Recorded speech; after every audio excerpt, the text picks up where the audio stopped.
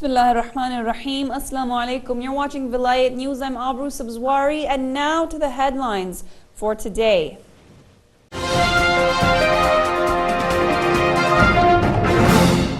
Afghan peace talks have hit their first roadblock on Wednesday, just a day after their announcement. U.S. Secretary of State John Kerry has called for immediate airstrikes on Syria. United Nations says thousands of Muslims remain displaced in Myanmar a year after extremist Buddhists launched deadly attacks. In Syria, anti-government militants have clashed with the Syrian army troops near the holy shrine of Hazrat Zainab. At least 15 people have been killed in an attack on the UN compound in Mogadishu, Somalia. Monsoon flooding in India has claimed the lives of at least 120 people. In Karachi, Shia target killing continues as a Shia school van driver was martyred after a deadly attack by spy Sahaba.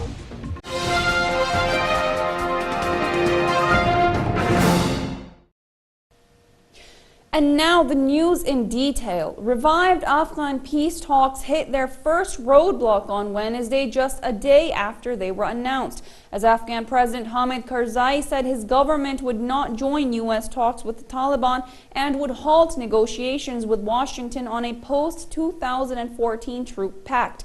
The United States and the Taliban had announced that officials from both sides will decide to meet in Doha, the capital of Qatar, in a step forward for a stuttering peace process after 12 years of bloody and costly war between U.S.-led forces and insurgents. But the precise timing of the negotiations was uncertain on Wednesday, as U.S. officials worked furiously to keep the promising peace talks on track. Officials of Karzai's government, angered by the opening of a Taliban political office in Doha, has said the United States had violated assurances it would not give official status to the insurgents. In a statement, Karzai said as long as the peace process is not Afghan-led, the High Peace Council will not participate in the talks in Qatar. Karzai's objections appear to focus on the way the Taliban unveiled the office in Doha, which suggested they would use it as an official embassy or a base for a government in exile. When Taliban envoys appeared at the building on Tuesday, it was decorated with a banner referring to the Islamic Emirate of Afghanistan, the name the Taliban used during their 1996 to 2001 rule of the country. Karzai has said the office's opening showed the United States had failed to honor promises made to the Afghan state about its role. U.S. Secretary of State John Kerry has called for immediate airstrikes on Syria following the White House's claim that the Syrian government had used chemical weapons against foreign-backed militant groups. At a White House meeting last Wednesday, Kerry pushed for airstrikes on Syrian airfields. Kerry has postponed a trip to the Middle East to attend the White House meetings where senior U.S. officials discussed all options against Syria. His call for airstrikes was met with resistance as General Martin Dempsey, the chairman of the Joint Chiefs of Staff, said that a series of budget cuts known as sequestration had undermined the Pentagon's ability to implement such a plan. General Dempsey also said that Kerry's plan lacked clear entrance and exit strategies, noting that taking out Syrian airfields could not be achieved by simply dropping quote-unquote a few bombs. Rather, it would require more than 700 airstrikes. On Thursday, President Barack Obama approved military aid for militant groups in Syria. The decision came after the U.S. intelligence community concluded that the Syrian government had crossed Washington's red line by using chemical weapons against the militants. Damascus has strongly rejected the accusations. The CIA is preparing to deliver the arms through undercover bases in Turkey and Jordan, both neighbors of Syria. Meanwhile, U.S. military officials have been sent to Jordan to develop a range of options, including the possibility of imposing a no-fly zone over parts of Syria. Washington's increasing involvement in Syria comes as a majority of Americans say that the United States should stay out of the conflict. A Gallup poll last month showed that 68% of Americans were opposed to any military action in Syria, and 70% of Americans surveyed by the Pew Research Center said they were against arming any Syrian militant groups. The UN Office for the Coordination of Humanitarian Affairs said that over 140,000 people remain in camps in Myanmar with little hope of returning home.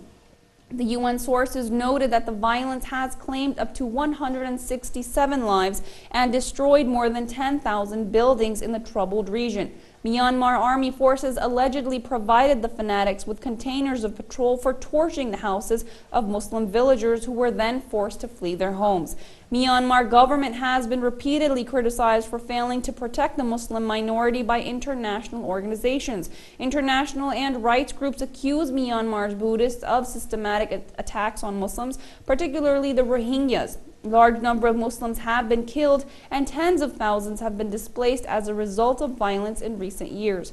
Buddhist extremists frequently attack Rohingyas and have set fire to their homes in several villages in western state of Rakhine. Rohingya Muslims have faced torture, neglect, and repression in Myanmar for many years. Thousands of Rohingyas in Rakhine are deprived of citizenship rights, becoming vulnerable to acts of violence, expulsion, and displacement. Foreign-backed militants in Syria have clashed with members of the Syrian army near the shrine of Hazrat Zainab salamullahi alayha in the south of Damascus. Syrian state television said on Wednesday that the government troops managed to push the militants out of a neighborhood called Al-Bahdaliya near the holy shrine. The militants also claimed that they took control of a hospital in a village south of the neighborhood.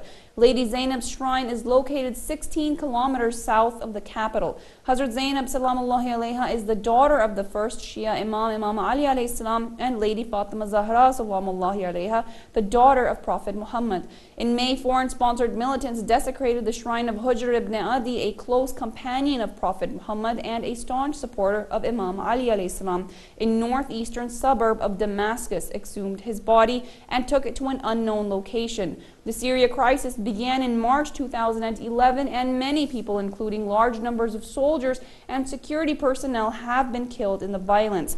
The Syrian government says that the chaos is being orchestrated from outside of the country, and there are reports that a very large number of the militants are foreign nationals. At least 15 people have been killed in an attack on the main UN compound in the Somali capital, Mogadishu. Local security officials said the bomber blew up explosives at the entrance gate of the UN Development Program Office on Wednesday. Following the explosion, several heavily armed gunmen entered the compound and opened fire. However, police forces said the situation is now under control, and pro-government forces have secured the building. The injured people were rushed to a nearby hospital for medical treatment, but the death toll is expected to rise as some of the injured are said to be in critical condition. Somalia's local al-Shabaab fighters often claim responsibility for the deadly attacks.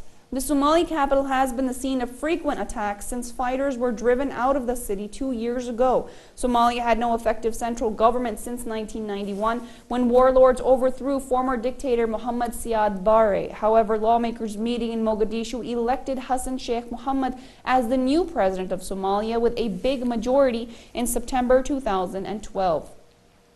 Military helicopters dropped emergency supplies on Wednesday to thousands of tourists and pilgrims stranded by flash floods that tore through towns and temples in northern India, killing at least 120 people. Thousands of people have already been evacuated after floods and landslides caused by early monsoon rains forged a path of devastation through 2 tourist states in the Himalayas. Home Minister Sushil Kumar Shinde has told reporters in New Delhi that over 65,000 people are stranded, adding that the army has evacuated 5,000 people cut off by the downpour. Torrential rains, at least 3 times as heavy as usual, have hit the state of Uttarakhand, often called the land of the gods, whose Hindu shrines and temples built high in the mountains attract many pilgrims. Houses, multi-storied buildings, cars, bridges, as well as roads have been swept away or badly damaged after rivers burst their banks, forcing authorities to deploy helicopters to evacuate people and drop essential flood supplies. Indian Prime Minister Manmohan Singh and President of the country's ruling Congress Party, Sonia Gandhi, will later fly over the disaster area to survey the extent of the damage. Portions of a well-known Hindu temple have been washed away, leaving about 10,000 pilgrims stranded. Local officials said 40 relief camps have been set up to provide food, water, and other necessary aid to locals and tourists. Shia target killing continues in Pakistan as spy Sahaba terrorists shot and martyred a Shia school van driver in district central Karachi on Wednesday.